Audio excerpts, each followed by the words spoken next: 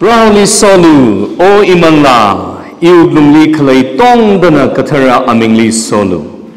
o imangla brahli solu awi sakhmi saikor mamalai hai alu now lava somiro I khanna la machine shaka apagatumwi tuja aka khani tuja khani paire ina aka ina khani je kapak sana aring thor itum saikorna rally ningshi kami umramli pangrum shidra achiwa tamili ningishi we maram traka pairadale ishi church tadavrana ishi church lesson tam kamira the kwi women being wheeler kala UDPC WFI wheeler fasting program he issue li singashon how the tada ningishi kami we program ningishi kami we topics changsa jada issue church li ningishi we maram traka shimatu yare aring thorla rally ningishi anasami khai kind of the mammalai logo chumram the aring thorla paying room shit kaisara itum gachi really achicum of rana itum the ningishi kamigi jumram litam queen sakai lak later the queen anya message prepare salaga as actually thanksgiving umram litrakshit address I say the rana ishili ningishi mitelo gachi lesson at the mingajiga it's young yaina paninqui message prepare saman laga Aya issue annual assembly ring palak and kupsangaire kumbai kumhauga pokli ring palak and run a so kami half year lily rakupsang half year lily exacta haiji implement sara shumlaga aya kupkasangwe annual assembly ring palak and kupsang are singuma 2024 li ki katha da sawa sido chimramli department kachi bu gathana bingra lagatum hili itume assembly chingri kupsangai khrnaubing church mangla renwibang church phasa renwibang manga song chapagi da khlewang muchuk sangmi hai khrnaubing saiko lening shilak itume annual assembly tada bunga pa la khai rot marat la khai assembly mang samane ishi church in a ring pa make up jine ang itum my opinion wangateng rock sir no gapning langate awi gapning langate ka Yarin opening aku opening sang rung jimangwam opinion share sang rock laga church manglarin mathasang vai pasarim mathasang vai da muchuk sang mi khai khrnaubing saikor aya ra chang khai tum saikor le yaw ko mai wi ning shinar ko ge ji na tum le hangai laga ajon thang sunday li itum da shiman hai yaw naw ge jumram li phang ro mai re aring thong pro holy solo o imangla ge jumram li phang rom re Pro Holy Solu o imangla kajihi kibani hangdo Pro Holy Solu o imangla akhlatana akhlatu imangla lik hangde ha Pro Holy Solu o imangla ikhlatana imangla lik chan khang zekte ya aru thor no lungna na khlatali chan khang zek in a pro holy solo ojanim the gangmani pro holy solo ojaning the gangmani ka pro holy solo na khlata o imangla pro holy solo bless the Lord o my soul khlata wi mangla li khamatui tu ya akhana statement akana ningshimi vaimaram trak khalaya rali itum rawi lukamishan rawi legashi avavu shan kuilaga rawngali klashok laga proholi solo o imangla awi sakami saiko ramamlai hayalo shapshitu en paka bless the Lord o my soul and forget not all his benefits. Translation Kangateli Paluka, let all that I am praise the Lord. May I never forget the good things he does for me. New Living Translation. MSG Translation Likapadam translate, oh my soul, bless God. Do not forget a single blessing. Do not forget a single blessing. Akandangula, Machitatayalo, Mamlai Lakalo. Translation Gatay. Forget not all his benefits. Anamikai all. May I never forget the good things he does for me. may I never forget อันนั้นสามีใครจะมั่มลายไปลักมัน forget do not forget a single blessing อักใครนั่งดูละมั่มลายโลกจะเฮมารุมดาหังเซอร์ดูเลย Bible text ขีบ้านกับหังโดลามาชิงชาคาปางกับทุมฮีขีบ้านขมตุยโดขีบ้านกับหังโดเฮียมีอาคณะเอาไว้มังลาลีขมตุยนะกับขณีลีเฮียเดวิดเอาเงินนะกับหังตุยนะเดวิดเอาเงินนะเอาไว้มังลาลีกับหังนะเอาไว้มังลาลีจานขังเจนะอีทำแก่ขณะที่กายดัมลีเมื่อเทเลสายอนกายที่กายดัมลีนั่นเมื่อเทเลสายอนกายแล้วก็อาจจะราชุมนันวินิงลิจิพนิงชอนลิจิก็เลยจินนันลิกิลตีสักขังสักนิ่งรักขังสักจิพนิงก็ถัดนั่นละวาชีขยักมังว่าตัวอ๋อก็ภาษาก็ไม่หดนาก็จะลีว่าทางก็คุยมังว่าลักตัวนู่นไม่เรียนเลยนั่นว่าก็ภาษาก็หดนาจี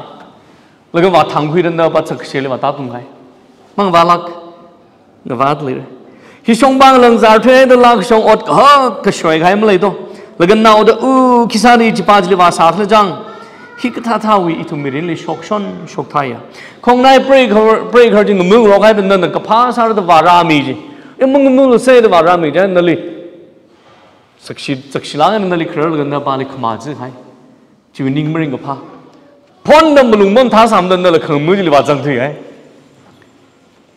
ชกไปละอิทุมิรินเลยจิกท่าชกไปละกัน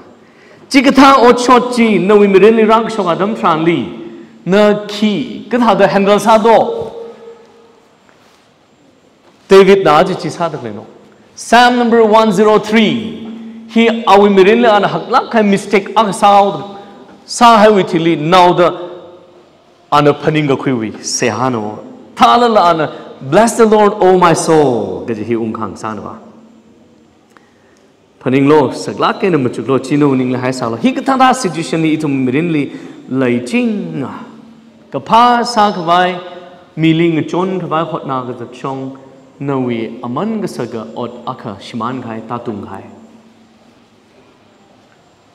มีวิวังจนมีเกยแต่สากระชงนวีอดช่วยทุยไข่ก็จะฮีงภาษาลากา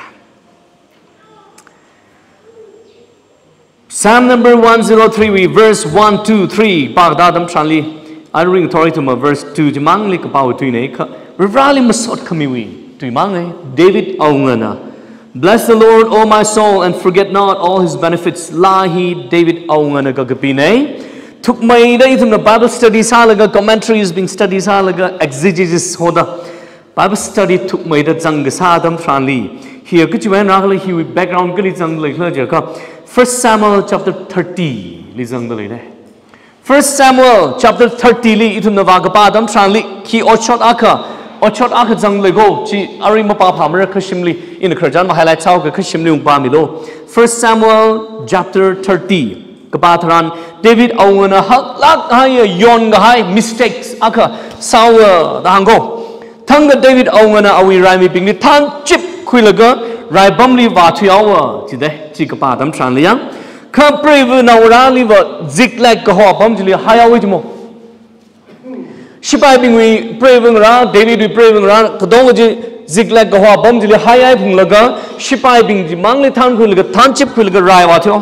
ก็คือมาทางเดวิดนาวิไรมีบิงนี่ท่านคุยแล้วก็ไรวะแล้วก็หันคงอาดัมทรันลีไรบ้างวันหันคงอาดัมทรันลีซิกเล็กเลยหันคงอาดัมทรันลีเอเมเลคัชนาบิงน่ะเนกเอฟอันนี้ซิกเล็กกับหัวบอมจีเลยไรราตาแล้วก็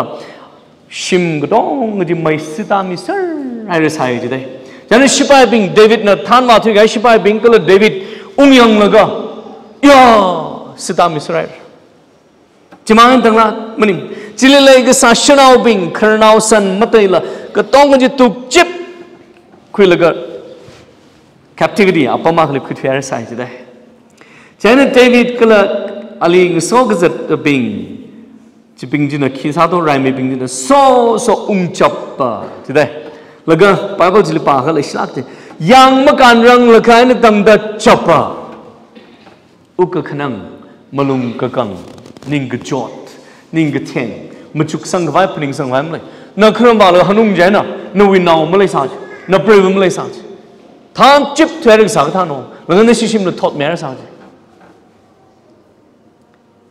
Chia kaning gejot Adam no yang makan nang lakai nang na awi rai mi ping kala David at sang sang nang so chapa chili matang hai mana mi ping jina Arab David li pang chitsi laga no iwai na the David li pen wa jide kiwai na na itum li tanjip tel ga hili mayon ga vai security mahai mi li iprive nang ra itum nang ra ping li mathadar Raipan mathada masami hili yang sang vai shipai raimi mahai mila itum ta chip thik hai wang no bang rang shong na David lik to na pang chi zil ga malung wat la khaw jide malung khwa ne matang mana ki do ki jang le do ngalung ai no hot that haura chi aw jide David le The man began to blame David and point their fingers at him. Verse 6 li da ba dam tran li David was greatly distressed ukhnang la khawe mi ping jin so kachap thai awi april kachap awi april Jezreel we kala Abigail brave khani awi brave khani la tuk thya sa thai la ukhnang la ken ala so chapa because the men were talking of stoning him. Each one was bitter in spirit because of his sons and daughters, but David found strength in the Lord his God. And he moved on to say, bless the Lord, O my soul, and forget not all his benefits. Chak kagachot Adam li. Migadong na li blame sa Adam tran. Migadong ali lungwen hotadra. Na yonay no wan gishok na da. Ali blame sa laga pangchis hai tam tran David na thumli argument masapam mana David na we khyon ju wa thumli musungkhira da justify masapam mana mang phatpam mana khana hang sa da rali ra ili pangshap milo da rawling rai ba thyawa aring thor raka ta klei thum gadong hitam khis Vereshina kana sangi la hai saplungi gichi nali mi na khyon ga phena dam thran nawi yon ga ha dam thran na mashung ga vai mohot namr mi na nali khyon phen ga dam thran nali blame sa ha dam thran ina maning lak mana da nga 30 na khangning ba ji maning ya bra ta bra waling ga rai khawa ka chi David na sa ji thai le da ring authority thum le ye verse 60 ba la ga yo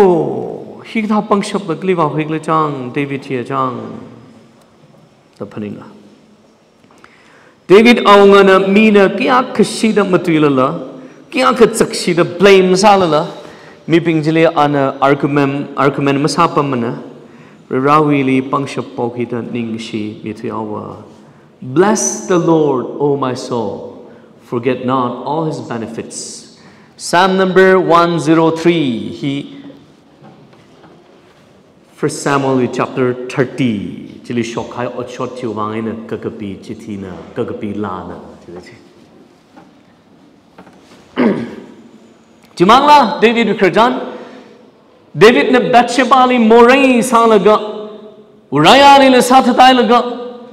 kala Bathsheba li morai sa me laga chimangna matang Uriah li sathatai laga chiwining khangdai Nathan prophet nali Counterang sadam tranle awaning kangateji kido first Samuel shokai kharjanji kachili an ningatedo Psalm number 51 li an ningatede chana mianga Psalm number 51 umaram ni tamjithayaka first Samuel David na Bathsheba morai sabai kharjan makhamatuim sabai ne maham khum sabai kyuwangla ji background na aji Psalm number 103 with background hikali laido first Samuel chapter 30 li laidale Shingra Shokai Ochot Wangina Ningre Kasut David Ongana Ya the Mulung Vatlaga me being the Mutu the Clajila and a Mung Sung Bamana Ka Anna Yavra the Ra Bali Party Hour David we had them quick by Akrajia in his distress he found strength in the Lord Rawi Mangali Apangshap Pokuya David now Glungli Changazega Bless the Lord, O my soul. Iuglung imangla, rivali solo. Imangla, rivali solo. Akhlata chan khangzengna. Akhlata chan khangzengna. Aring ator raza ngai tum kya kana igla da chan ngzek do. Idum kya kana ya ibra rali ning shi mam ythela mun jang. Iwi mangla rali ning shi khamilo se. Da chan khang ngzek. Imangla rali ka phaniung lo se. Da chan khang ngzek. Imangla rali ning te lo se. Da chan khang ngzek ka ji self reflection ka sa. Nawi personal reflection ka khui atam ka jihi tarkar salaka ina chon thang la haira ithum kya khana rali seha ga sam mirin ringla na rali kya khang nai ra chan ngzekla hi important salaka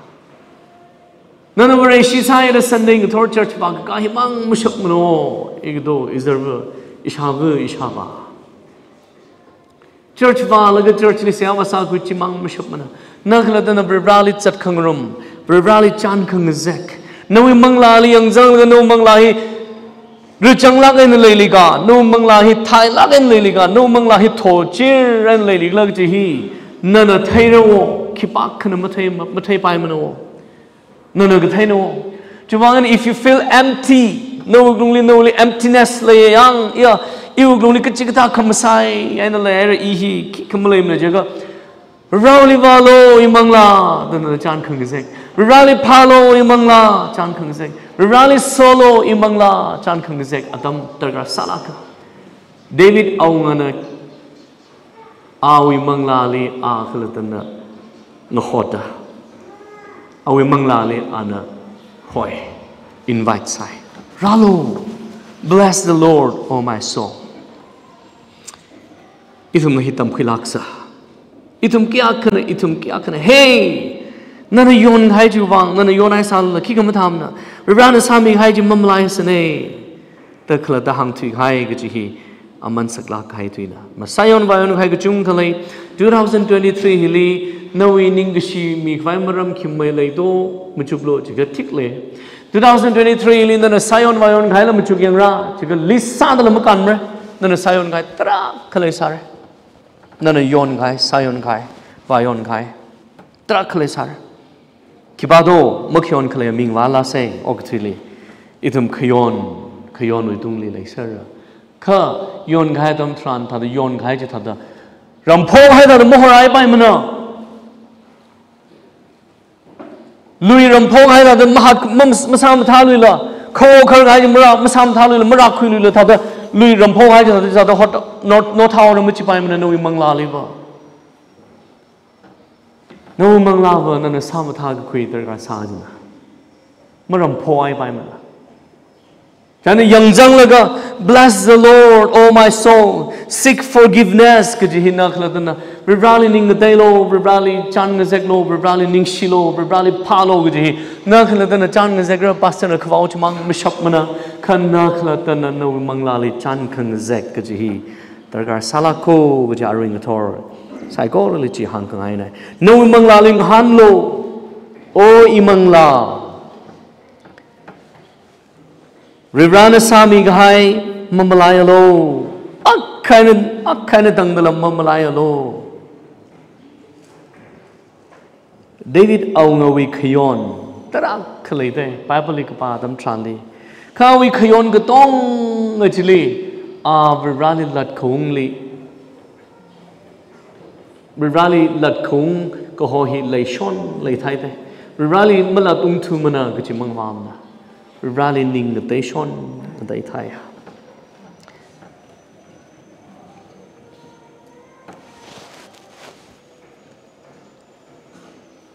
itum gachung kana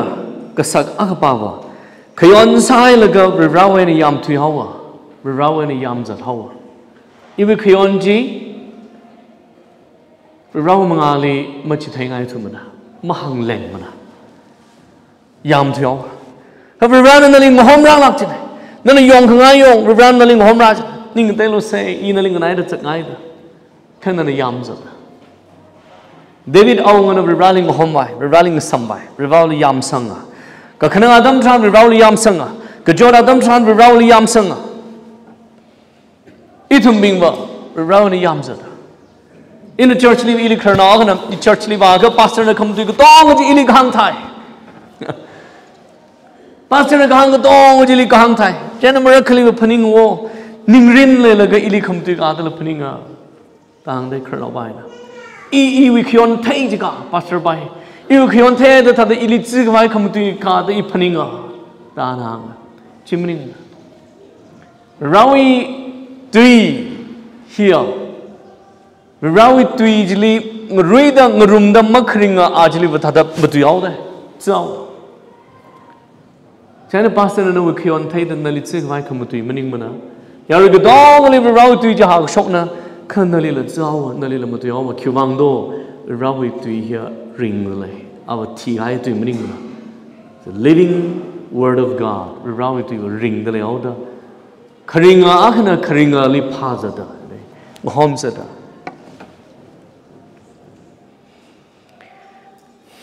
mi bing jili sorry dam hanger salala rawi aina yam thi ga bai maning mana ising ra count your blessings name them one by one michim la itum la sale shan khuiser lu avavu aina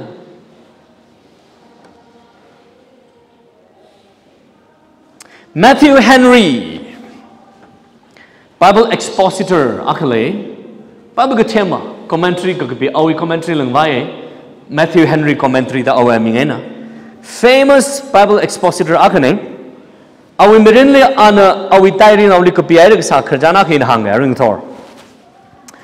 ahit ali thangha akhram khwadam thana ali rock sawaj de ali lutra sawaj de ali lutra sawaj de chana ali lutra sa tu laga wili khalai ga dong ga phaisa la ka jang ga dong hi ga pai chup tu laga tu ga dam thana awi tairi na uli ala note sai ga sa ana note sai ga sa tairi chi He wrote these lines in his diary. Number one, let me be thankful. First, number one, because I was never robbed before. Ili running silake kyuwangle jaga ili kreli ili lut masa lagang sai achine kreli kyuwangling shij. Ali kreli lut masa na ni jmin achimang sa katharni kyuwang running shij. Kakhneli because although they took my purse, you paisa kau ngabai thio away, they did not take my life. You paisa kau ngabai thio away ma ka you mirin chang ngabai thio mana. You mirin ma tum na mukhi mana. Chani ibe brale ning singai. Third, because although they took my all, you will kalai gazang gadong ngabai thio ailala. It was not much. You will kalai gadonga sinal balan you paisa phung sa gadong ngabai thio ailala. It was not much. Chungna am nim sai. Ma chungna. Lupa tada lak aku tu ima, lupa tingpa you personally kesang ni kuti kai mai dah, kedai kedong kuti kai mending lah, macam mana? Cuang ni singai. Fourth, because it was I who was robbed, not I who robbed. Ya, matana juga. Ina berani ni singai yang meramah kemudian kita ningsia kerja ili lut kesana wo, ina lut wang samning wo. Lut ke sa bamning no yang ka abali lut rang san chani ibrani ning shi de pom tha do it was I who was robbed not I who robbed in mi bingli lut bang samning no ye khri mi bamning no khami bing na ili lut rak sana chiwang ibrani ning shi laga wi tak tang ji likhido there's always something to thank God for once you start counting them one by one ta tang ji da u tai ri le ya nana shan kheng adam than li am shan da kheng adam than li ning shi vai maram lai sa ser kho ji khang no mirin li la yu mirin la shok sa se khanang ga za da chot la kan lai da fa la ya yu mirin ka za shon ta ka za ba ji no ning ga dong chi pa ji cha thik hai pam ning la as ka za la ka thi go ho ji mara ma ring phai sai tam so khmi tha la sai ning shi vai pha apong pha ga khui ki ji khang san la gather vocal pen la sa group akane khranau mang ai khranau mang athum la sa li athum la ka breath upon the water Tili no we come we horse and look at you la that luckily the luggage atom largely kiang logical. Well, there are people who think they're not receiving anything from God at all. Oh, they are shaken from their believing. When they don't see results, they quickly fall. There are people who think they are not receiving anything from God. Rivrawen even kikam sang pangmana the gopening of Mikai Kalajiko. Ring Torga sang lido. Rivrawen you ishim kruba, ye kikam sang pangmana. Because you got sang la. Nana jili sang la, you category sang la. Clearly. Oh, they are shaken from their believing. When they don't see results, they quickly fall. Chikatami bingjia atumishika sangchi menukaida taklak and kongluyawa. Today largely. Nala jirizang la. Nagali zangdo.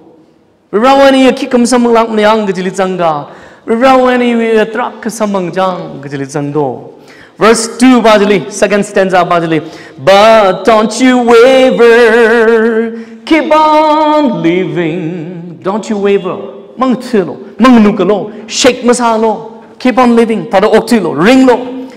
In the way God wants you to. Randomly ring, sakha mirinjali ring lo.